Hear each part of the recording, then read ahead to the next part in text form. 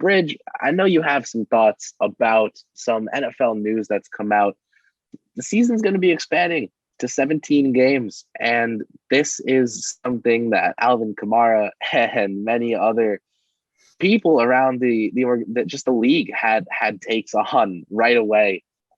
Your read on the expanded schedule was Wow. I mean, we got to go back a little bit. 1978, that's the last time the NFL expanded their season from 14 to 16 games. So for over 40 years, we've had the same schedule format, 16 games, 8 home, 8 away, a nice even number. It's the NFL that I grew up with. It makes sense. And now they want to add a 17th game, and they did. And I don't love it at first. It's just the odd number of games. gotta hope for teams to go 8-8-1.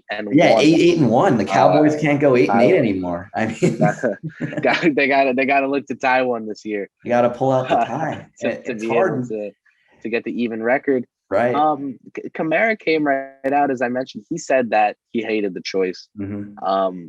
There are so many points to make on both sides, right? So the NFL will always lead with, preseason games lead to the most injury, and adding another regular season game doesn't matter, and it's adding to the bottom line and all this. The players, they know about the risk of injury.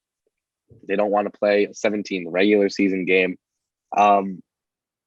Both sides of the debate carry a significant amount of weight just in terms of the strength of the argument. I mean, it's tough to argue with the commissioner of a sports league wanting to look for ways to increase revenue, and it's tough to argue with the opposing stance coming from the opposing side. It makes sense, but to see the schedule actually expanded was a bit surprising, although it was agreed to.